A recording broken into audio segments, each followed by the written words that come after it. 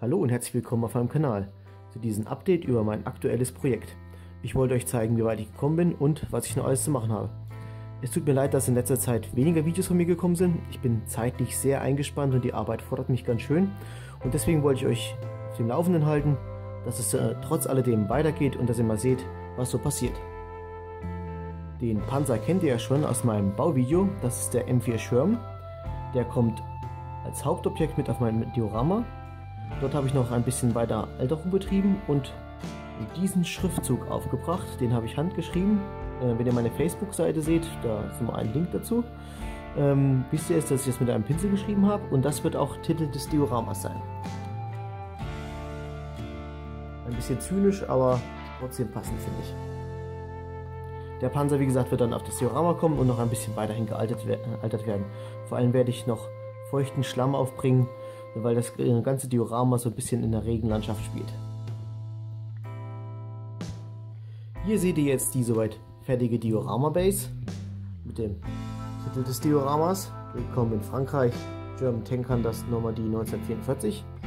Wie ich diese Buchstaben auf das Holz gebracht habe und wie das verarbeitet wird, das seht ihr dann alles in dem aktuellen Bauvideo, was dann kommen wird zum Diorama. Und da danke ich jetzt auch schon mal der Firma MST dafür, dass die das möglich gemacht hat, mir diese Buchstaben zur Verfügung zu stellen. Ich gebe euch einen kurzen Überblick über das Diorama. Hier seht ihr eine Straße mit einigen Pfützen, natürlich Laub und Geäst. Das ist alles noch nicht ganz fertig. Es kommen noch Sachen hinzu. Dann ein Strommast mit abgerissenen Stromleitungen,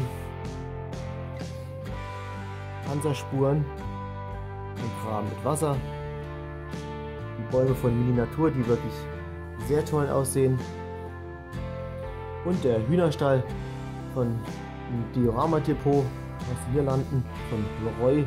Das ist wirklich sehr gut geworden, mit einem Fass mit Wasser darin. Auf diesem Diorama kommt dann, wie gesagt, nicht nur der Panzer auf die Straße, sondern auch noch überall Figuren und Soldaten verteilt, sowie noch Ausrüstungsgegenstände. Und das will ich euch jetzt zeigen. So, hier seht ihr jetzt, woran ich gerade arbeite. Es werden insgesamt, ich denke mal, 8 Figuren werde ich auf das Diorama stellen, deswegen das braucht jetzt sehr viel Zeit. Vor allem die Uniform der deutschen Soldaten, die zu bemalen, das wird sehr lange dauern.